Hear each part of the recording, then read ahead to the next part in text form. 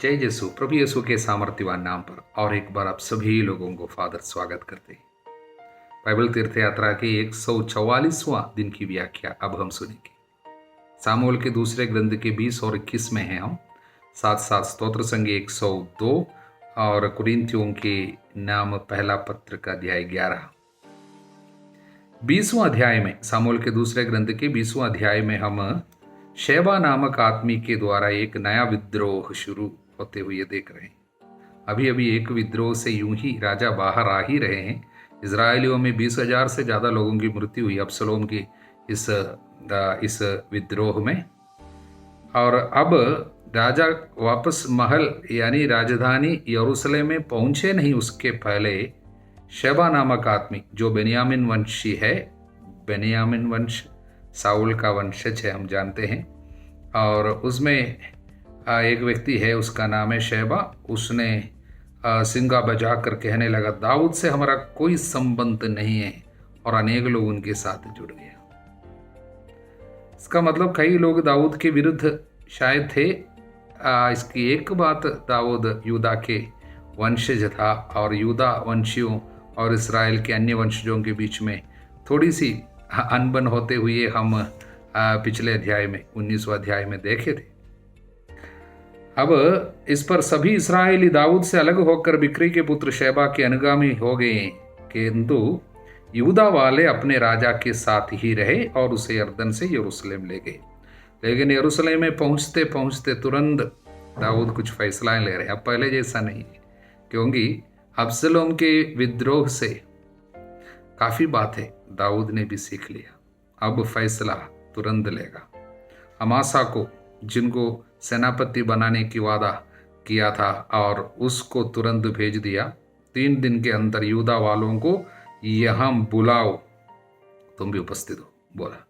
लेकिन उसके आने में देरी हो गई।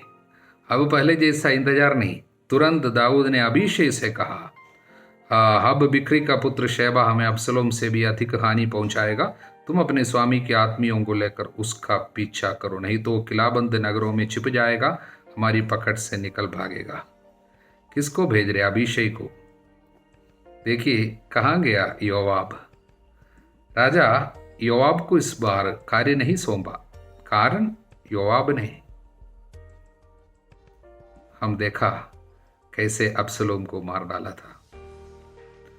वास्तव में योआब ने जो किया उसकी दृष्टि में वो सही था, कारण राजा दाऊद के प्रति उनकी स्वामी भक्ति इतना दृढ़ था।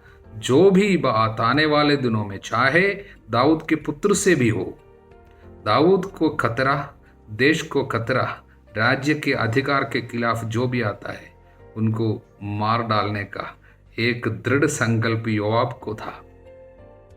इसलिए पहले अबनेर को मार डाला था, अबसलोम को। अब इस अध्याय में हम देखते अमासा की भी हत्या उसने की। भले ही ये सारे बात बाद में उनके लिए तकलीफ का कारण बनेंगे, हम देखते हैं। और योआब को ये सारा पाप उनका पीछा किया बाद में। लेकिन अब यदि हम देखेंगे योआब के स्वभाव और उसके आचरण, उसका उत्साह, बड़ा स्वामी भक्त था, एक वीर योद्धा। उसके जैसे युद्ध में और सैनिकों को एकत्रित करने का साहस और क्षमता अन्य लोगों में हम नहीं देखते। यहाँ पर अबीशै को सब दाऊद ने सौंपा, लेकिन कार्य योआब स्वयं आकर संभाल रहे। भले ही योआब को यूं ही राजा दाऊद नहीं भेज रहा है, फिर भी ये युद्ध भी योआब उनके लिए जीत रहे हैं। अब हम देखते हैं शेबा के साथ क्या कर रहे हैं। शेबा जल्दी जाकर क्या किया, वचन 14 से, शेबा इस्राएल के सब वंशों को पार कर बेत माका के आबेल आ गया। एक नगर है, उसका नाम है आबेल बेत माका। आबेल बेत माका, यहाँ पर बेत माका के आबेल बोलता है, नहीं तो आबेल बेत माका, इंग्लिश में सब आबेल बेत माका है। वहाँ पर पहुँच गया और वो एक किलाबद्ध शहर है और उसके अंदर घुस गया। तब योआब अपने लोगों को लेकर आ गया।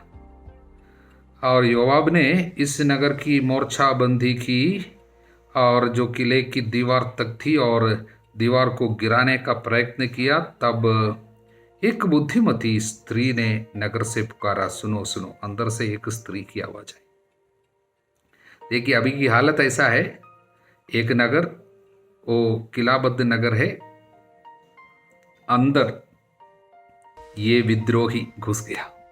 बाकी नगर के सारे लोग हैं और विद्रोही के साथ काफी लोग भी। शैबा अंदर है, बाहर योआब और उनके साथी लोग। हालेलुया। और इन लोग नगर को गिराने के लिए, इस दीवार को गिराने के लिए, अंदर जाने के लिए कोशिश कर रहे हैं।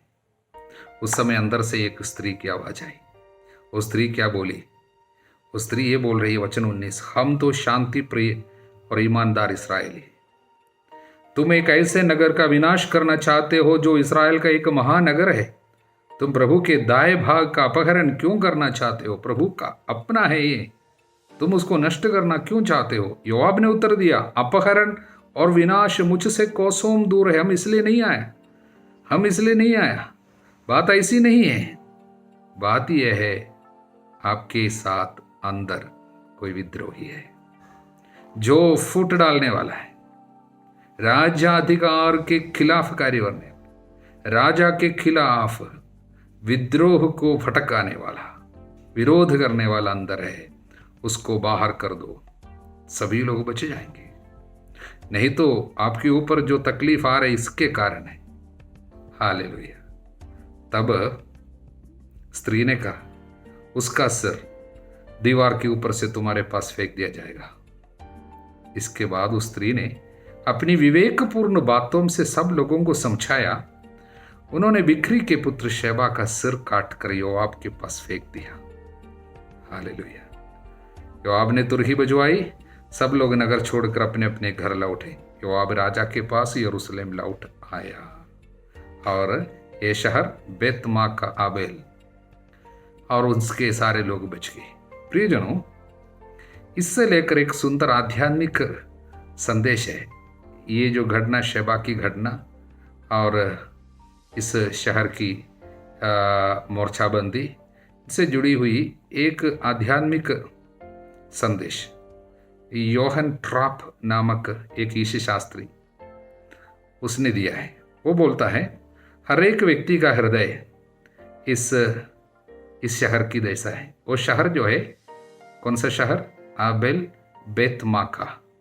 वो शहर एक प्रतीक है, हमारे हर एक व्यक्ति का हृदय का प्रतीक, एक व्यक्ति का प्रतीक है। इसमें कौन घुस जाता है? विद्रोही घुस जाता है। शैबा पाप का प्रतीक है। पाप, हमारे अंदर कोई पाप घुस जाता है, कोई बुरी आदत, कुछ पाप अंदर घुस जाता है। पाप कौन है? विद्रोही है। वो चोर है, चुराने, मारने, नष्ट करने वाला है, विरोध करने वाला। वो अंदर घुस गया। तब बाहर प्रभु की सेना है, यानी प्रभु किसी न किसी रीति से इस विद्रोही को बाहर लाना चाहता है, उसको दंड देना चाहता है, इस पाप को बाहर लाना चाहता है।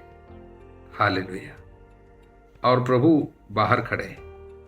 तब हमारे विरुद्ध कुछ तकलीफ आना शुरू करेंगे। एक व्यक्ति के खिलाफ शायद प्रभु अनुमति देता है, उसके लिए प्रभु अनुमति देता है।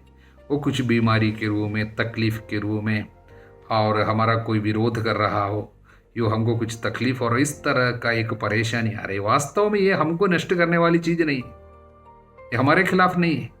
फिर किसके खिलाफ है? अंदर के पाप के खिलाफ। हालेलुया। तब अंदर से एक बुद्धिमती नारी बोल उठी। ये कौन है? वाइस वुमन, बुद्धिमती नारी।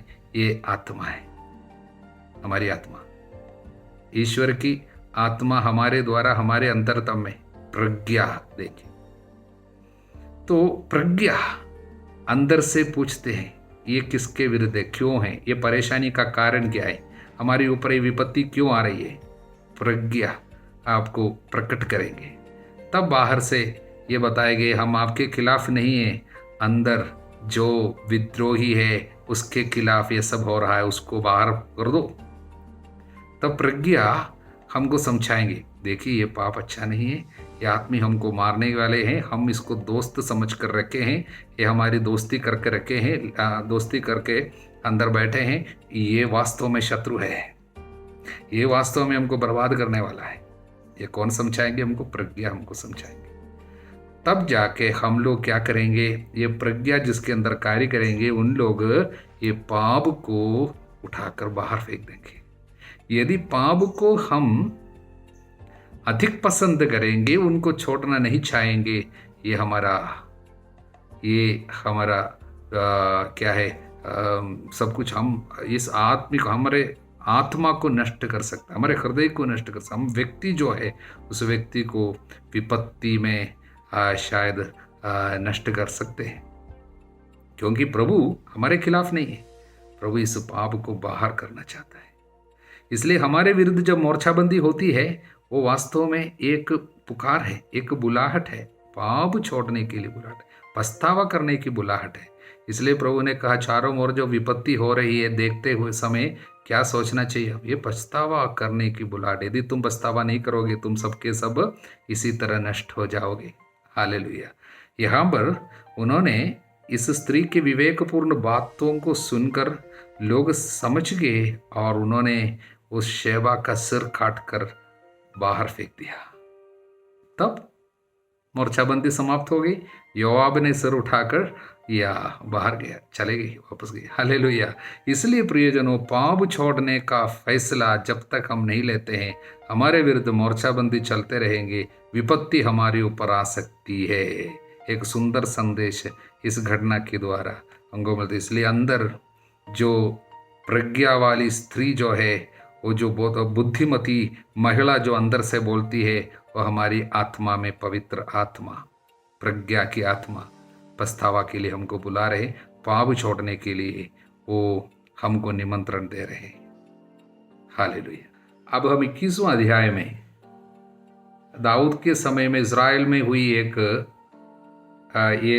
अकाल, लगातार 3 साल तक पानी नहीं बरसा, अकाल के विषय में हम पढ़ते हैं। तुरंत दाऊद जाकर प्रभु से पूछा, ये अकाल के पीछे कारण क्या? तो प्रभु ने प्रकट किया साउल के एक पाप को। साउल ने गिबेयोन वासियों पर आक्रमण किया था, उनका वध किया था, इसलिए विपत्ति पूरे इस्राएल के ऊपर आए। गिबेयोन वासी कौन थे? इस्राएल के हिस्सा नहीं थे, लेकिन उन लोग अमोरियों का अवशिष्ट वंशज है। यानी कनानियों में एक जनता है अमोरी लोग, उनका एक वंशज था ये गिबेयोन वंशियों ने। उनको नहीं मारेंगे, उनको हम संभालेंगे, यानी उनको हम सुरक्षा देंगे करके इजरायलियों ने एक वादा किया था। वो घटना हम लोग जोशुआ के अध्याय 9 में देखते हैं। हमने एक बार देखा था जब जोशुआ का ग्रंथ पढ़ रहा था। जोशुआ के सामने आकर इन लोग थोड़ा सा ऐसा नाटक कि हम दूर देश से आ रहे, हमें आंखें नहीं है, इसलिए तरस खाकर जोशुआ और साथी लोग, इजराइल के नेता लोगों ने एक शपथ खाया था कि हम तुम्हारे लोगों का कभी वध नहीं करेगा। एक प्रॉमिस की, एक प्रतिज्ञा दी थी। अभी जाकर क्या हुआ? भले ही साउल जानता था इसके विषय में, किंतु साउल ने इस्राएल और यूदा की प्रजा के प्रति अपने धार्मिक उत्साह के कारण उनका सर्वनाश करने का यत्न किया था। देखिए, आज्ञाकारिता बलिदान से बढ़कर है, ऐसी एक बात है। इन लोग बड़े उत्साह के साथ साउल ने कार्य किया था, लेकिन एक प्रतिज्ञा पहले प्रभु के साथ जो किया था उसको तोड़ डाला, इसलिए ये विपत्ति इनके ऊपर आई है, समस्त इस्राएलियों पर। तब दाऊद ने इसके लिए माफ़ी चाहा और प्रायश्चित करना चाहा। प्रायश्चित, पाप जब पीढ़ियों पर विपत्ति ला रहे हैं, इसका प्रायश्चित करने का एक कोशिश, प्रायश्चित करने की कोशिश दाऊद के द्वारा हो रही। दाऊद ने गिबेयोन वासियों से पूछा, मैं क्या करूं, इसका प्रायश्चित के रूप में क्या करूं? तब गिबेयोन वंशियों ने उनसे कहा, हम साउल और उसके कुटुंब से सोने चांदी की मांग नहीं करते, न हमें इस्राएलियों से किसी के वध का अधिकार है, हमें ऐसा कोई किसी का वध उनका करने का नहीं है। किंतु जो आदमी हमारा सर्वनाश करना चाहता था, जो हमारा इस प्रकार संहार कर देना चाहता था कि इज़राइल की भूमि पे हमारे लिए कोई स्थान न रह जाए, हमें उस आदमी के वंशजों में 7 व्यक्ति दिए जाए जिसे उन्हें साउल के गिबोआ में प्रभु की पहाड़ी पर प्रभु के सामने बल्ला गाड़ कर लटका सके। देखिए, गिबेयोन वासी लोग, गिबेयोन वंशज लोग 7 ऐसे लोगों को मांग रहे हैं जो साउल के वंशज है, साउल के पुत्र या पुत्री के पुत्र, यानी पुत्र या पौत्र लोगों में 7 लोग चाहिए। यूं ही बदला चुकाने के लिए नहीं है, लेकिन प्रभु के पहाड़ी पर हम उनको लटका देंगे प्रायश्चित स्वरूप। एक पाप का प्रायश्चित स्वरूप कार्य, प्रभु का पहाड़। ये कैसे है? प्रभु का पहाड़, प्रभु की पहाड़ी की बात कह रहे, वो भी गिबवा में, साउल के नगर है गिबवा। वहां पर क्यों प्रभु के पहाड़ बताया गया, उसको जानने हैं तो पहला इतिहास ग्रंथ के पहले इतिहास ग्रंथ के अध्याय 21 में ये बात लिखी गई है। 21वां अध्याय वचन 29। प्रभु का निवास जो मूसा ने उजाड़ खंड में तैयार करवाया था और होम बलि की वेदी दोनों उस समय गिबोन की पहाड़ी पर थे। इसलिए उस पहाड़ी पर 7 लोगों को हम लोग लटका देंगे। हालेलुया। और दाऊद ने ऐसा ही किया। दाऊद ने 7 लोगों को दे दिया, लेकिन प्रभु के सामने की गई उस शब्द के कारण, वचन 7, जो उनके बीच दाऊद और साउल के पुत्र योनातन के बीच हुई थी, इसलिए राजा ने योनातन के पुत्र साउल के पौत्र मफीबोशेत की रक्षा की, उनको नहीं छोड़ा। मफीबोशेत जो लंगड़ा था, हमने देखा है, उसको नहीं छोड़ा। वो योनातन का बेटा था, दाऊद का पौत्र। इसलिए राजा ने उन 2 पुत्रों को, जो अय्या की पुत्री रिस्पा से साउल के यहाँ उत्पन्न हुए थे, रिस्पा साउल की एक उपनारी थी, उनके 2 पुत्र, उन दोनों को पकड़ लिया, अर्थात अरमोनी और मफीबोशेत को। ये मफीबोशेत, दूसरा मफीबोशेत योनातन का बेटा, वो अलग है, ठीक है, नाम तो एक ही है। तथा उन 5 पुत्रों को जो साउल की पुत्री मेरब से महोलावासी बर्जिल्लै के पुत्र एद्रियल के यहाँ उत्पन्न हुए थे, वो भी साउल के पौत्र, साउल की पुत्री के पुत्र 5 लोगों को, पूरा 7 लोगों को पकड़कर गिबोन वासियों को दे दिया। उन्होंने प्रभु के सामने पहाड़ी पर उन्हें बल्ले पर लटका दिया। इस प्रकार वे 7 एक साथ मर गए। प्रियजनों, देखिए, साउल के कुछ पाप के कारण उनके परिवार पर, खानदान पर कैसे विपत्ति आई है। पाप इस तरह सफर कर सकता है विपत्ति के रूप में, लेकिन प्रायश्चित स्वरूप। इसलिए पाप का ये प्रवाह को रोकने के लिए स्वयं प्रभु आया और अपने ऊपर ले लिया पाप को पूरा। नहीं तो मनुष्य बराबर इस तरह मरते जाएंगे, माता पिता के पाप के कारण बच्चों पर विपत्ति आते रहे। उनको रोकने के लिए प्रभु ने स्वयं अपना जीवन त्यागा, और इसलिए उस पहाड़ी पर वो स्वयं अपने को लटका दिया क्रूस पर। मानव जाति के सारे पाप का प्रायश्चित उसमें हो गया। अब किसी को माता पिता के पाप के कारण मरना नहीं पड़ेगा। ईसा मसीहा में जो लोग शरण लेते हैं, उनके सारे श्राप उसमें समाप्त हो जाते हैं। हालेलुया। तो यहाँ पर ये 7 लोग जो मारे गए, पाप जिस तरह खानदान पे, पीढ़ियों पर जाते हैं, जनता पे जाते हैं, देश पर जाते हैं, उनके प्रायश्चित स्वरूप लटका दिया गया था। हालेलुया।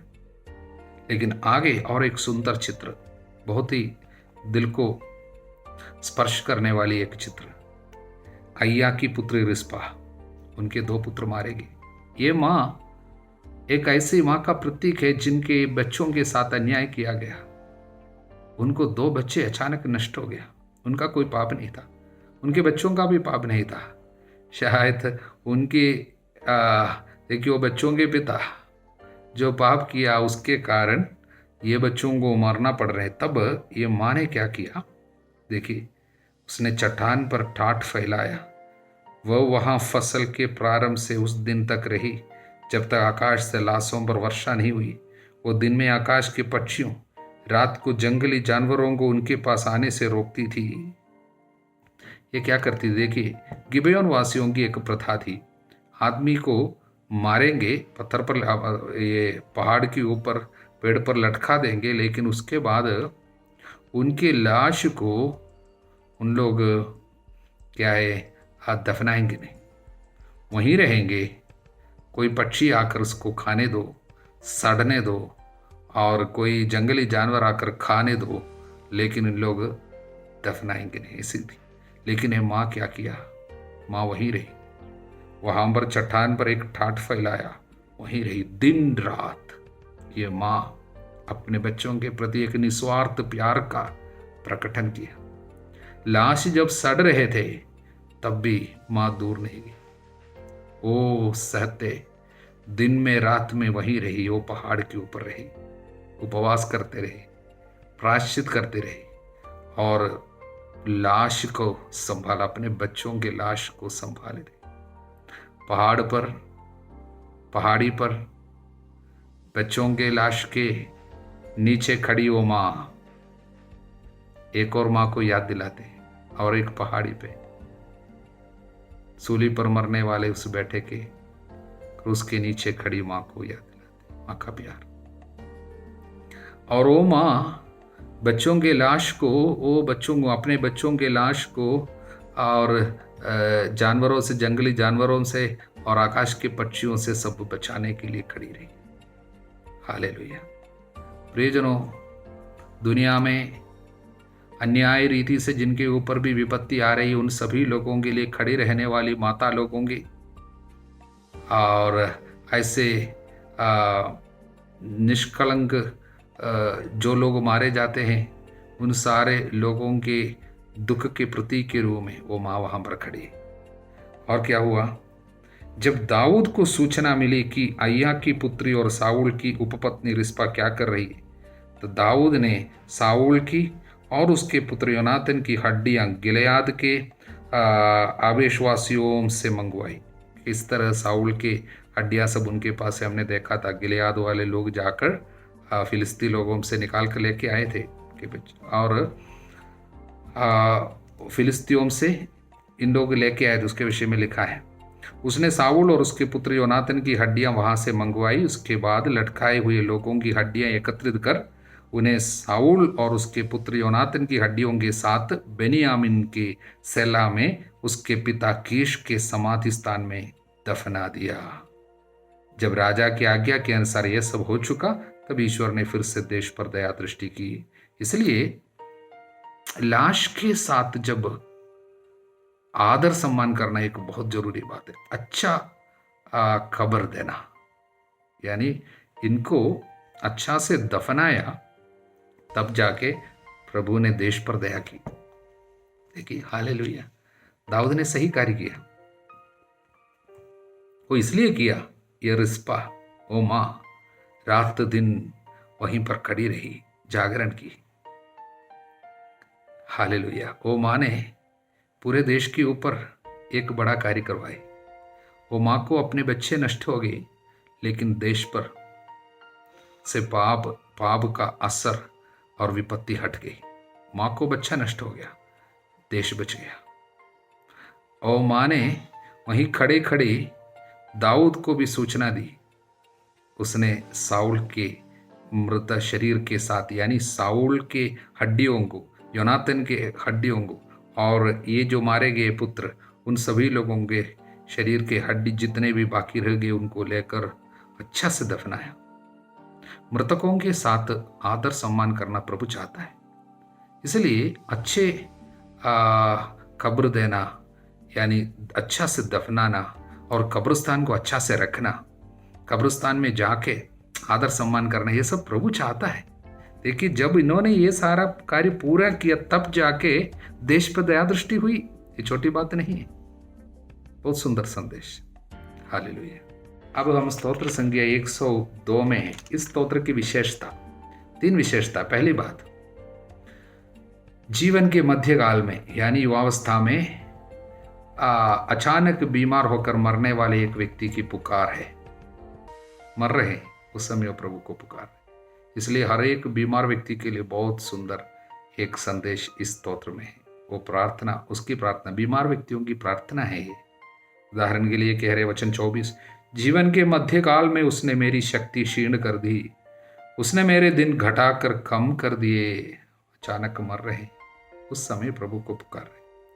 दूसरी बात, बाबुल के निर्वासन में इस्राएली चले गए, वहां पर 70 साल उनको रहना पड़ा। उस समय विपत्ति उनको जब घेर रखे थे, वहां पर आदमी क्षीण हो रहे थे, नष्ट हो रहे थे। वहां से उन लोग पुकारे प्रभु को, प्रभु कब हमको बचाने आएंगे? 70 साल के बाद बचाने के लिए प्रभु आएंगे, प्रभु आपको बचाएंगे करके नबियों के द्वारा प्रभु ने संदेश दिया था। इसलिए उन लोग इंतजार कर, अब समय की पूर्ति हो रहे, 70 साल हो गए, हमको बचाने आइए। इस तरह की प्रार्थना है। तीसरी बात, इसमें प्रभु यीशु है, प्रभु यीशु, इसमें प्रभु के बारे में कुछ बातें लिखी गई है। हालेलुया। कैसे पता चलता है? ध्यान से सुनिए। इस स्तोत्र के वचन 26 से इस प्रकार है, तूने प्राचीन काल में पृथ्वी की नींव डाली, आकाश तेरे हाथों की कृति है, वे नष्ट हो जाएंगे, तू बना रहेगा। वे वस्त्र की तरह पुराने हो जाएंगे, तू परिधान की तरह उन्हें बदल देगा, और वे फेंक दिए जाएंगे, किंतु तू एक रूप रहता है, तेरे वर्षों का अंत नहीं। इस स्तोत्र में लिखा है। ये किसके बारे में है? हाँ, वो जानने के लिए इब्रानियों के नाम पत्र में जाना है। देखिए बाइबल किस तरह सब कुछ जुड़ा हुआ है। इब्रानियों के नाम पत्र में जिसने ये पत्र लिखा, एक ग्रंथकार पवित्र आत्मा से प्रेरित होकर कहता है कि पुत्र के बारे में वचन 8 में लिखा है, किंतु पुत्र के विषय में तुमने ऐसा लिखा। यानी पिता, तूने पुत्र के बारे में क्या कहा? यीशु के बारे में तूने क्या कहा पिता?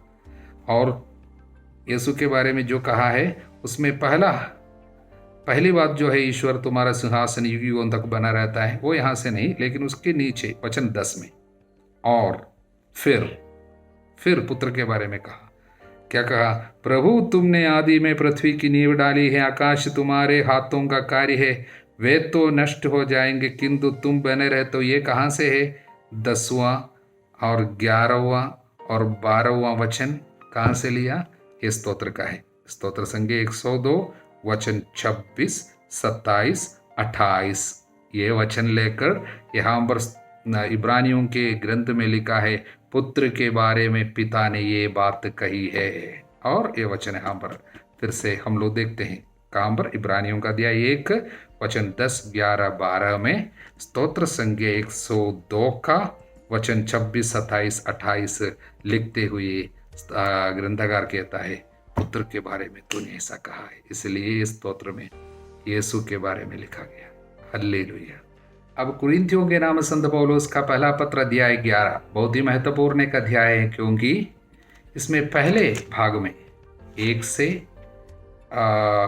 16 तक वहाँ पर कुछ व्यावहारिक निर्देश है, विशेषकर स्त्रियों को क्या करना चाहिए। प्रचलित प्रथा के अनुसार धर्म सभा में प्रार्थना के समय अपना सिर ढकना अच्छा है, उसके पीछे कारण क्या है वो सब बताए गए। इसलिए हम लोग ज़्यादातर जगह में स्त्रियां सिर को ढकते हैं, वो अच्छा है, आध्यात्मिक कार्यों में मदद मिलती है इससे।